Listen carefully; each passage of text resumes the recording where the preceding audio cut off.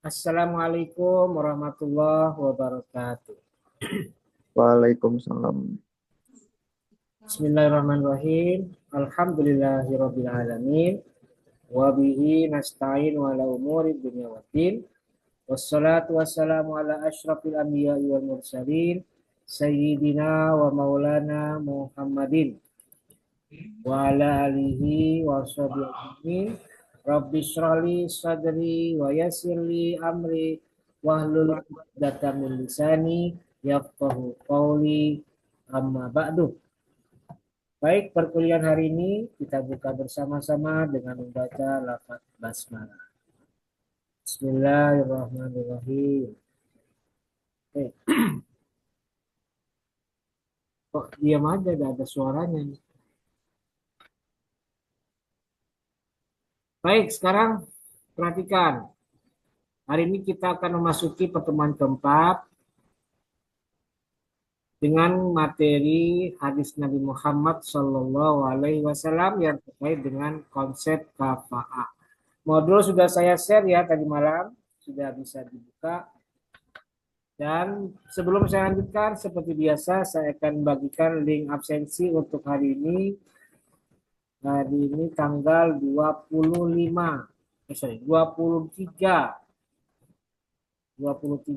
apa? September 2025. Saya akan bagikan dan tolong jangan di-share di kelas lain ya. Oke, sebentar ya. Saya buka dulu.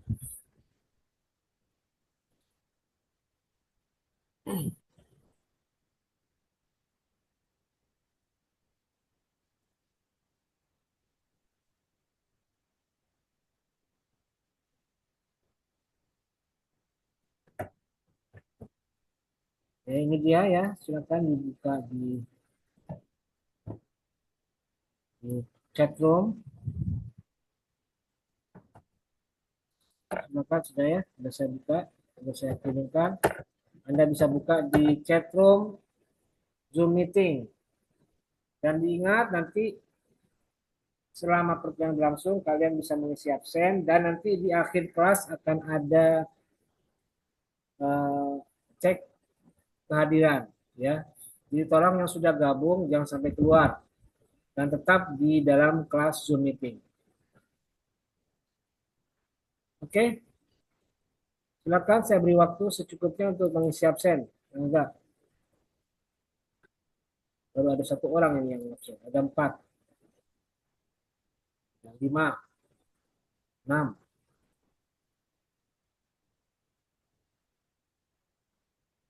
Dari total HKIB itu ada 35 ya.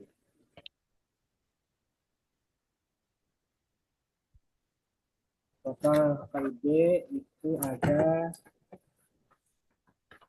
berapa? 36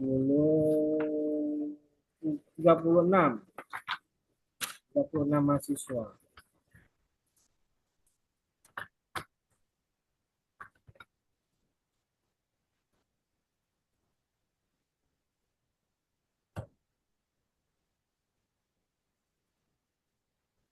Baik, saya lanjutkan dulu ya. Kita akan memulai materi kita hari ini dengan tema hadis Nabi Muhammad SAW yang terkait dengan konsep kafa'ah. Oke, perhatikan. Saya share modulnya hari ini.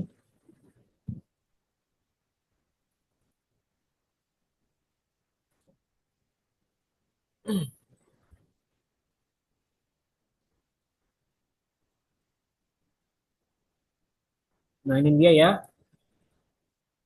Ada 3 hadis yang akan kita bahas pada kali ini, yaitu yang pertama hadis riwayat Abdullah bin Buraidah.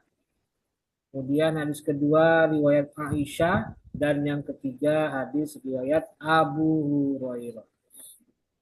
Baik, untuk yang pertama saya minta dibaca saudari, ya, saudari Olis Wulandari. Mana Olis? Suaranya ada Olis. Mana Olis suaranya? Hadisnya ya Pak. Oke, silakan. Yang keras suaranya. Bismillahirrohmanirrohim. An Abdillah ibni apa ini? Burodaita an abihi kola ja'at fatatu ila Rasulullah sallallahu alaihi wasallam. Faqalat inna abi zahawani ibni ahi liyarfa'a bi khosi satu kola faja'alal amro ilaiha faqalat qad ajaztu ma sona'a abi walakin aradtu an liman nasa an alaisa ilal aba minal amri syai'un rawahu ibnu majah, yang artinya seorang gadis datang kepada Rasulullah Shallallahu Alaihi Wasallam lalu berkata, ayah saya telah menikahkan saya dengan anak saudaranya untuk meningkatkan martabatnya. Maka Nabi menyerahkan urusan itu kepada dirinya sendiri. Gadis itu berkata, saya telah membenarkan apa yang ayah saya lakukan. Akan tetapi, saya bermaksud memberitahu kepada para wanita bahwa tak ada sesuatu hak bagi orang tua dalam urusan pernikahan. Ya. Oke, baik, perhatikan. Hadis riwayat Abdullah bin Buraidah. Berkata Abdullah bin Buraidah, Ja'at fatatun ila Rasulillah sallallahu alaihi wasallam. Datang seorang gadis menghadap Rasulullah. Kemudian gadis ini berkata, Faqalat, Inna abi zawwajani. Sesungguhnya bapakku, kata si perempuan ini, zawwajani telah menikahkanku dengan ibna akhihi, anak saudara kandungnya. Berarti si perempuan ini dinikahkan dengan sepupunya. Ya. Kemudian apa tujuan, apa motivasi orang tuanya menikahkan si gadis ini? Liar fa'abi khasi satuhu, agar naik bi karena pernikahanku khasi satuhu, derajat martabat nama baik dari bapaknya dan keluarganya.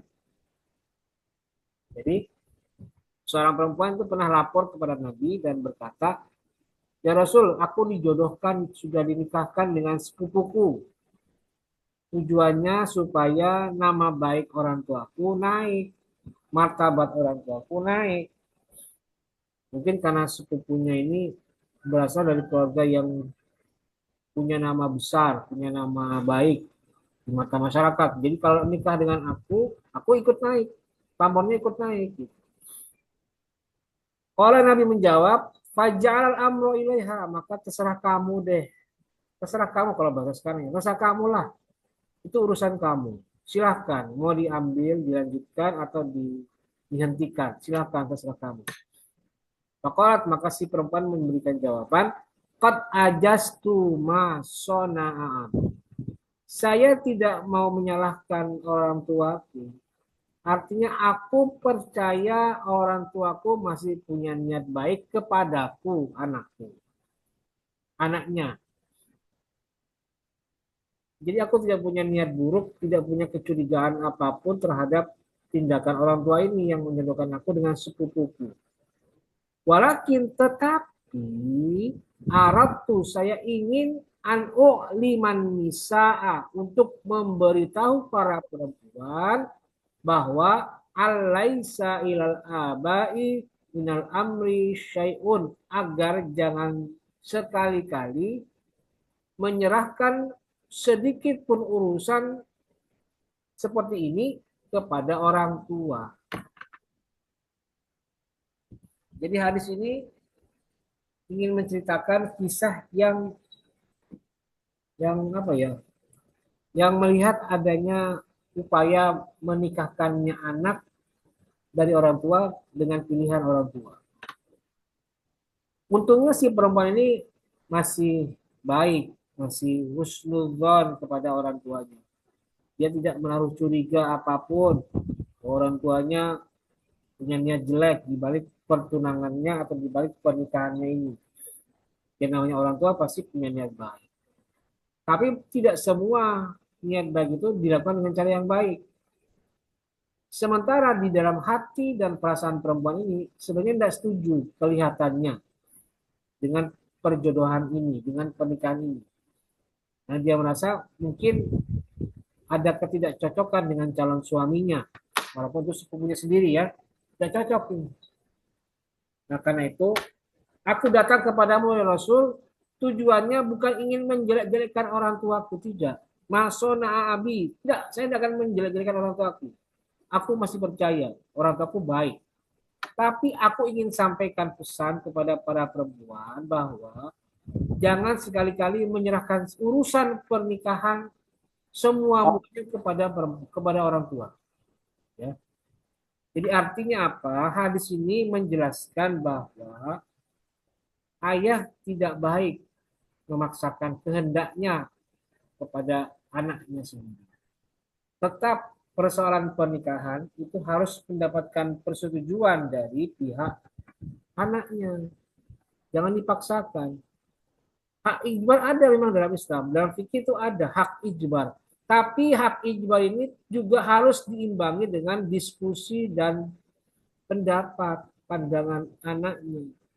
Hak ijbar ini berlaku untuk anak yang mungkin belum bisa berani mengungkapkan kata-katanya. Dia hanya ikut manut apa kata orang.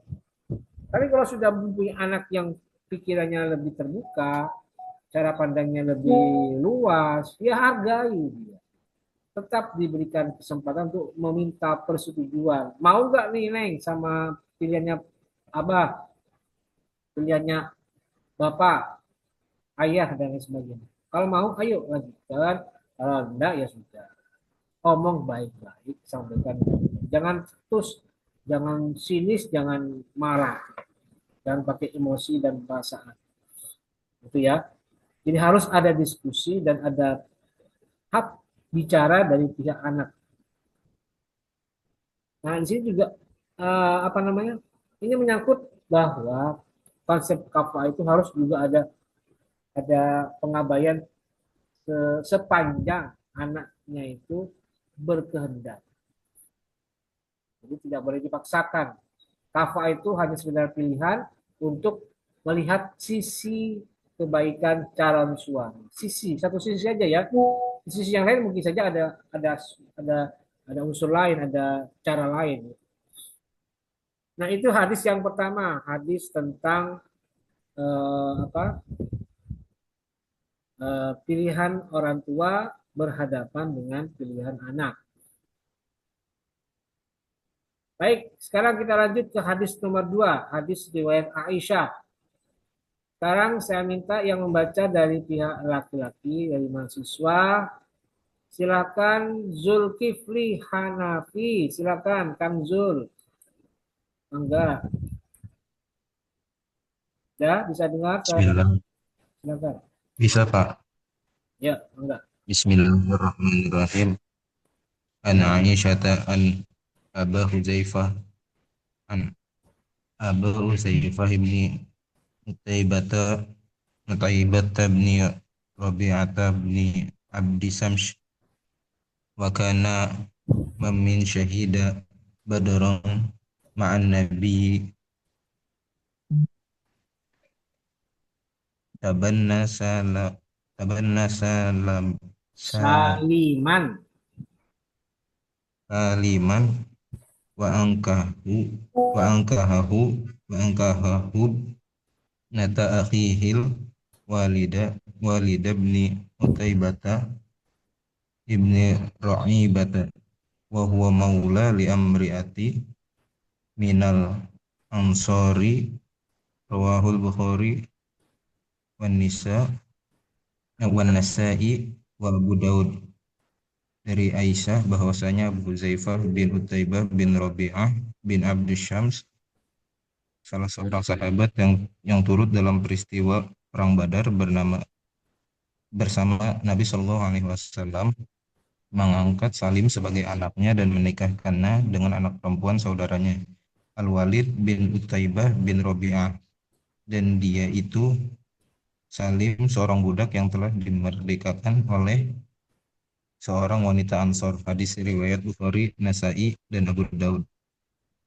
Oke, baik ya. Jadi hadis ini menjelaskan tentang eh, kisah seorang mantan budak yang kemudian diangkat anak dan dinikahkan dengan keponakannya. Jadi Aisyah itu pernah mengisahkan ada seorang sahabat bernama Abu Hudzaifah bin Utaibah bin Robi'ah bin Abdus Syamsin. Abu Hudzaifah ini terkenal sebagai Miman Syahida Badron ma'an Nabi Sallallahu Alaihi Wasallam.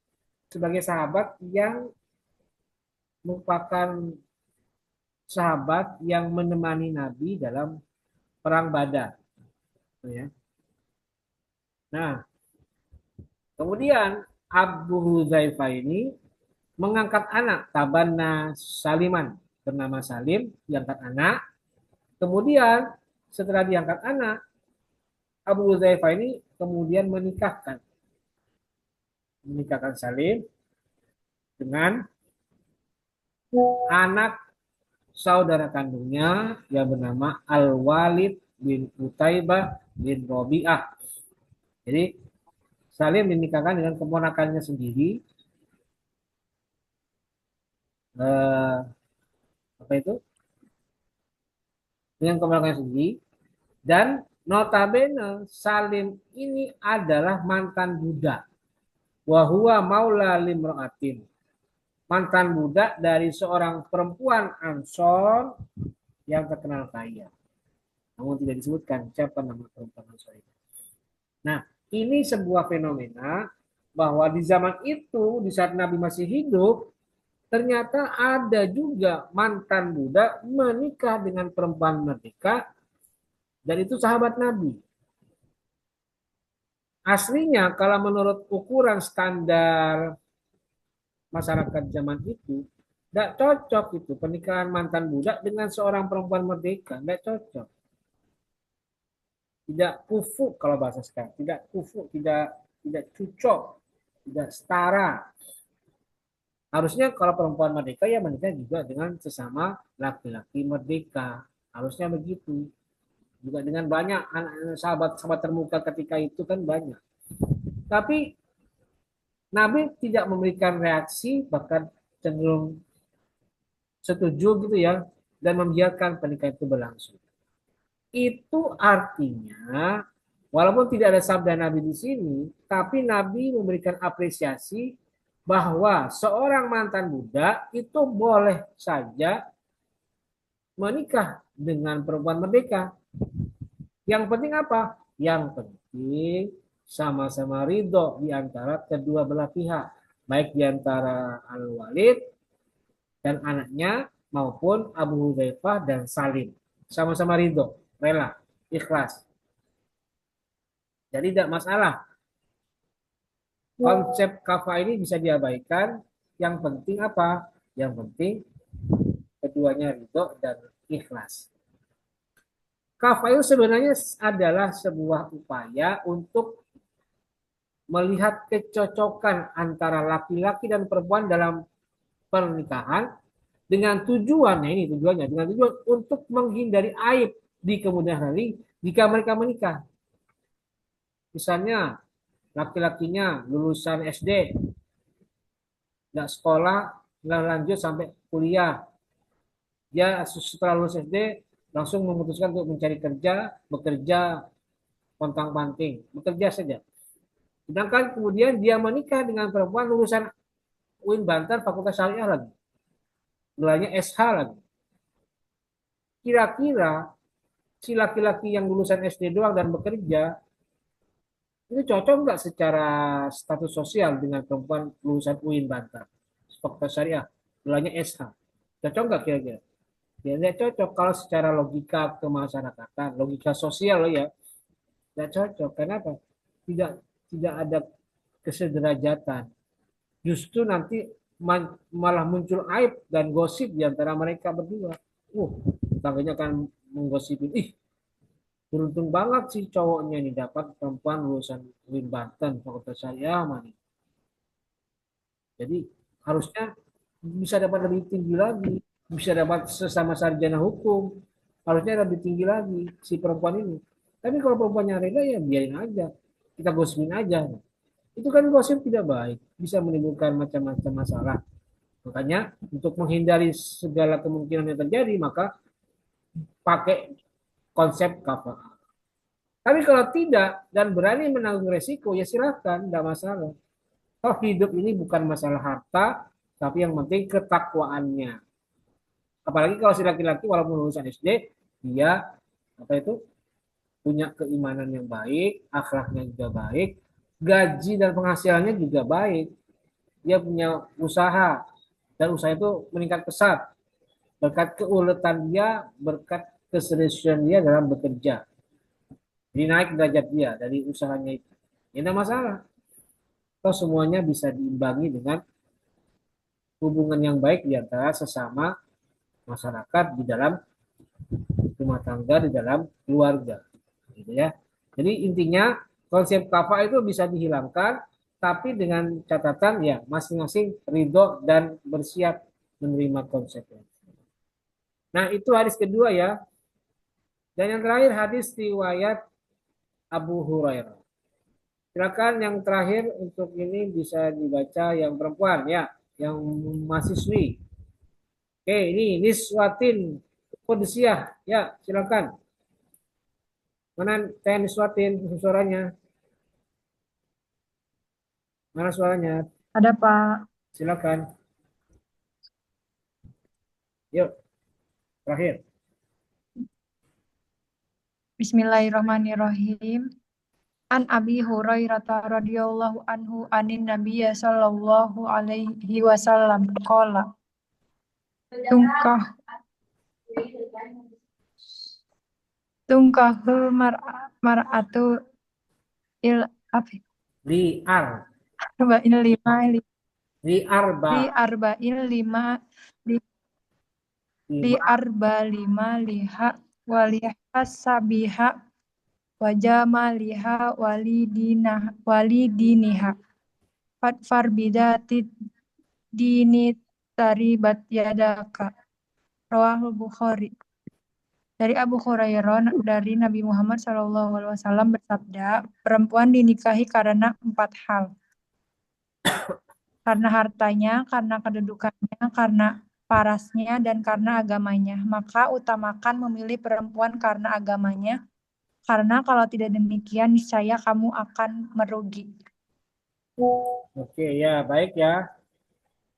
Hadis riwayat Abu Hurairah yang menjelaskan tentang tata cara atau ketentuan dalam memilih pasangan atau memilih calon pendamping hidup, suami atau istri. Ya, sebutkan bahwasanya Abu Hurairah radhiyallahu anhu pernah mendengar Nabi Shallallahu Alaihi Wasallam bersabda. Apa sabda beliau? Tungkahul mar'atu li arba'in. Perempuan itu dinikahi li arba'in karena 4 hal, karena 4 sebab, karena 4 faktor. Jadi seakan-akan Nabi ini membaca situasi, membaca keadaan masyarakat. Beliau menyelami kehidupan dan karakter masyarakat Quraisy dan penduduk kota Mekah, Madinah ketika itu. Dan kemudian Nabi membuat sinyalemen dan memberikan nasihat. Apa nasihat dan bagaimana sinyalemen beliau? Tungkahul mar'atu liarbain. Biasanya perempuan itu dinikahi oleh orang itu karena 4 hal. Pertama, lima liha karena hartanya, karena bandanya, karena kesugihannya, karena kekayaannya, karena apa yang dia miliki, materinya, wali hasabiha dan karena nasabnya, karena status sosial di masyarakat, wajah malihat dan karena kecantikannya atau karena paras rupawannya, wali diniha dan yang keempat karena agamanya, karena ketaatannya dalam menjalankan ajaran Allah. Maka falfar pilihlah bila dini karena agamanya itu. Taribat sejadaka, maka engkau tidak akan merugi eh, kalau memilih karena faktor agama. Jadi hadis Nabi ini menjelaskan tentang pedoman hidup umat Islam dalam memilih pasangan. Nabi awalnya mengingatkan, nih ada 4 kemungkinan yang terjadi di masyarakat.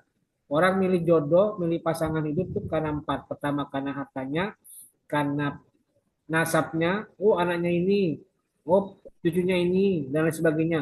Dan yang ketiga karena kecantikannya, dan yang keempat karena harta, karena agamanya. Dan Nabi bersabda, lebih lanjut menegaskan, pilih coba yang agamanya kuat. Karena dengan begitu kamu akan terjamin hidup kamu dunia dan akhirat. Terjamin. Misalnya di dunia kurang baik, ya insya Allah di akhirat baik. Kalau agamanya sudah dipilih dengan baik. Ya. Nah itulah hadis Nabi nomor 3 ini yang bicara tentang pedoman dalam mencari calon istri. Oke baik, saya kira cukup untuk materi kita pada hari ini. Silahkan saya beri kesempatan, barangkali akan ada yang mau ditanyakan, bisa kalian sampaikan sekarang.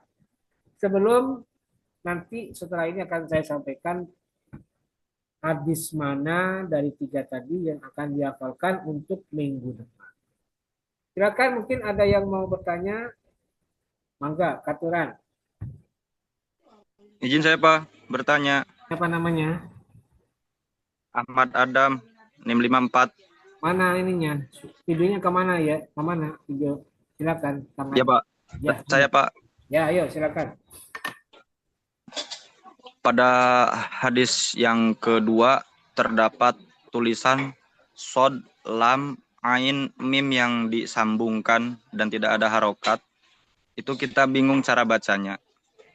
Bagaimana itu Pak cara bacanya Pak? Sallallahu alaihi wasallam. Sallallahu Oh, alaihi wasallam. Itu sol baik. kata saja. Itu yang saya tulis. Jadi itu sallallahu alaihi wasallam, bukan Oke. ya.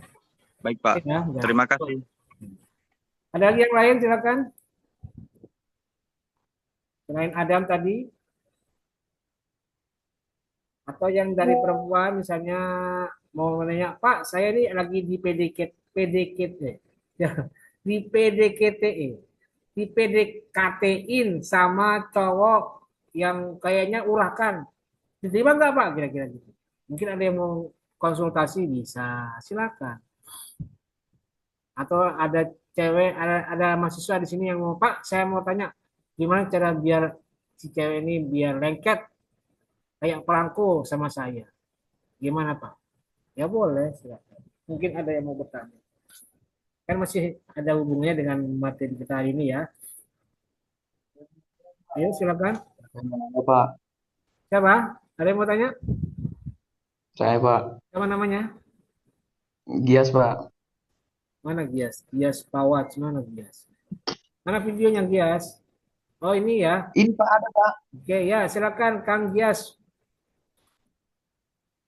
Yuk. Terus gimana itu Pak? Cara biar cewek lengket, peletnya gimana? Pakai pelet apa gimana itu Pak? Oke. Kamu kok pertanyaannya kayak kayak enggak pengalaman amat gitu ya? Ya kalau mau pilih calon calon perempuan yang calon istri yang kamu idealkan, lengket, ya saran saya ciptakan profil ideal dari seorang Gias gitu loh. Misalnya siapa cewek yang mau kamu sasar atau kamu tembak gitu ya. Misalnya ada di sini, misalnya Sunengsi ini ya. Misalnya ya contoh, saya tidak mau mengada-ngada. Tapi kalau ada ya tidak apa-apa sih.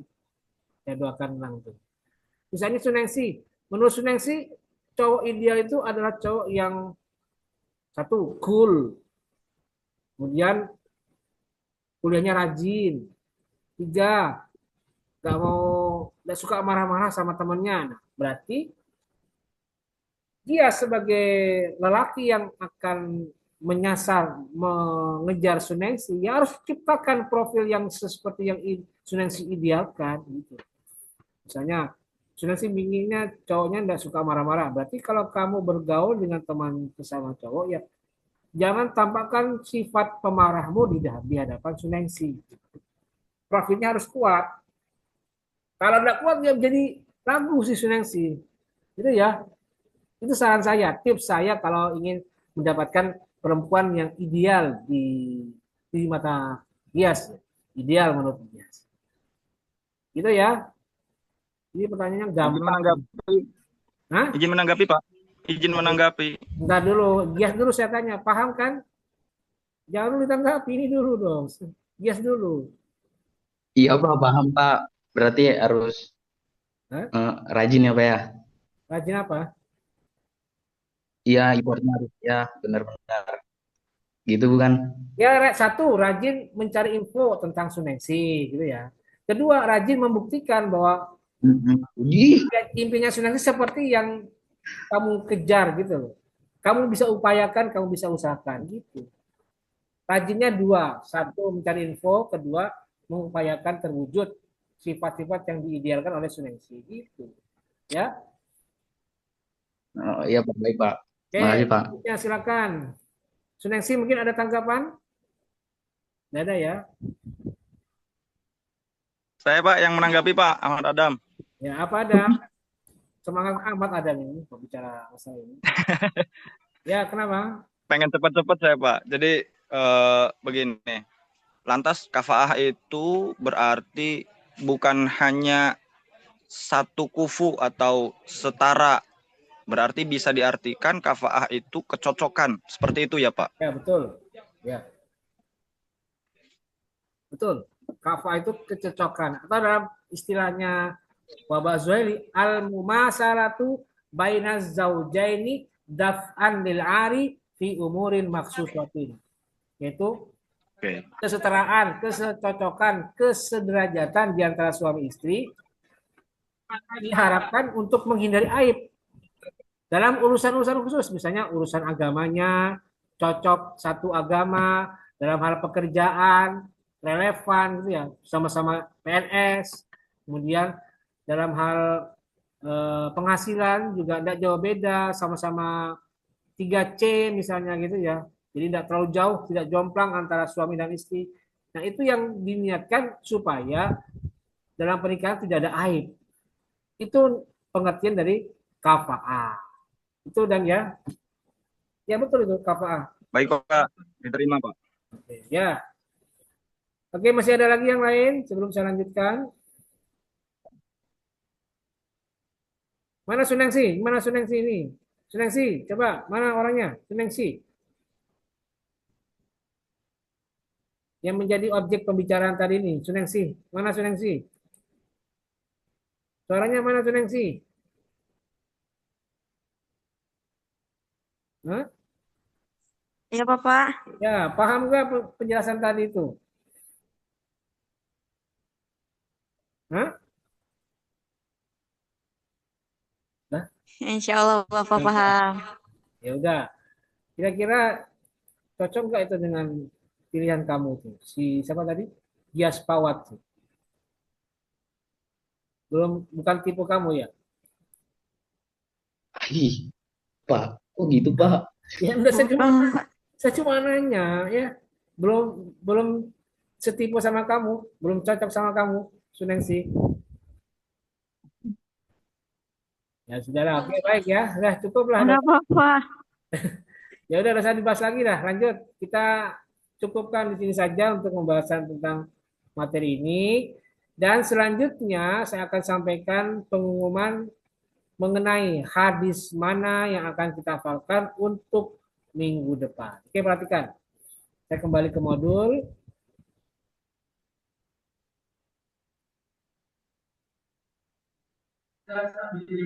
Hadis ketiga Pak. Nah, sabar ya. Oke ya, perhatikan nih hadis 1, 2, 3. Kira-kira kalau saya diminta memilih atau kalian diminta memilih, kira-kira hadis nomor berapa? Yo, silakan. Kira-kira kalau saya tawarkan 3 Pak. 3, terus ada lagi yang nomor lain? 3 Pak, Pak, yang sedikit. Nah, yang sedikit Tiga yang mana? Bapak. 3. Yang Iya Pak, yang dua enggak sedikit ada? aja Pak. Yang 2 enggak ada? Iya Pak, yang ketiga Pak. Yang nomor 3, Pak. Nomor 3 Pak, nomor 3. Ya, sudah. Nomor 3, Pak. Yang ketiga. Perhatikan, Nomor ya. 1 Pak. Nomor 1. Pak. Nomor 3, Pak. Ya sudah, oke baik, perhatikan. Jadi, Nomor 3 Pak. 3 Pak, 3. ya sudah perhatikan, Pak. perhatikan ya, perhatikan. Jadi hadis yang akan Pak, Bapak. kita untuk minggu depan adalah hadis nomor 3 ya.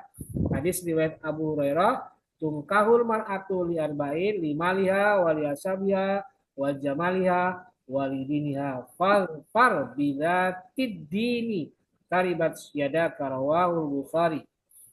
Ya. Oke, itu tadi pilihan kita yang sudah ditentukan, dan minggu depan silakan persiapkan, dihafalkan mulai dari sekarang ya. Dan minggu depan akan dimulai sesi setoran hafalan untuk hadis nomor 3 tadi. Dan tolong ya, yang minggu lalu kelas B ada yang belum setoran. Kalau nggak salah ada berapa orang? Ada 1 orang. Nah, saya cek nih. Oh, cuma 1. Torik Jiadi ada nggak ini? Torik Jiadi ada nggak? Cutting ini kalau nggak salah, cutting. Bentar, saya tanya Raffi Padilla mana? Ada Raffi Padilla? Mana Raffi? Nggak ada ya? Tadi kayaknya ada tuh Raffi. Hadir Pak. Nah, Raffi, kenal nggak dengan Torik Pak. Jiadi? Torik Jiadi kenal nggak? Kenal Pak. Orangnya kemana ini? Kok nggak masuk, udah 3 pertemuan? Mungkin siap-siap mungkin Pak. Siap-siap apa? Siap-siap untuk MK selanjutnya. Maksudnya apa? Kan ikut ambil MK hadis ahkam 2. Kok malah ikut hadis berikutnya? Punya nomor kontaknya nggak Raffi sama Torik? Punya Pak. Coba di kontak ya, tanyakan kepastiannya masih masuk atau gimana ini Torik jadi ya. Ya Pak. Misalkan minggu depan sudah bisa setoran, dan nanti untuk setoran hadis nomor 1 yang pertama bisa nyusul ya. Ya Oke, Pak. Tolong dibantu dikonfirmasi. Oke, itu tadi hadis nomor 3 ya. Semoga bisa kita hafalkan bersama-sama dengan baik. Dan tolong kalimat-kalimatnya diperbaiki. Jangan sampai kayak kemarin, pelegap-peleguk gitu ya. Harus lancar. Dan semester yang lalu, cutting yang lalu, sering kadang salah. Farfa bidzatid daini. Nah, dain bukan din. Harusnya farfar bidzatid dini. Pakai dal kasroh, din bukan dain. Ya. Diusahakan jangan sampai salah ya. Oke, baik, sekarang saya akan cross check kehadiran. Hari ini yang sudah mengabsen ada 35. Oke ya. Dari total mahasiswa yang ada di HKIB itu ada 35. Kayaknya semuanya sudah ngisi ya. Jadi tidak perlu saya cross check lagi, semuanya sudah mengisi absen. Dan saya tanya, ada yang belum absen? Ada? Kalau tidak ada yang menjawab, berarti sudah semuanya ya. Oke, saya kira itu untuk perkuliahan kita pada hari ini. Terima kasih, semoga bisa dipersiapkan untuk hafalannya minggu depan. Dan jangan lupa, minggu depan kita akan masuk ke sesi setoran hafalan. Baik, saya kira itu untuk hari ini. Terima kasih, dan mari kita akhiri dengan bersama-sama membaca lafaz hamdalah. Alhamdulillah. Terima kasih. Wassalamualaikum warahmatullahi wabarakatuh. Waalaikumsalam. Waalaikumsalam.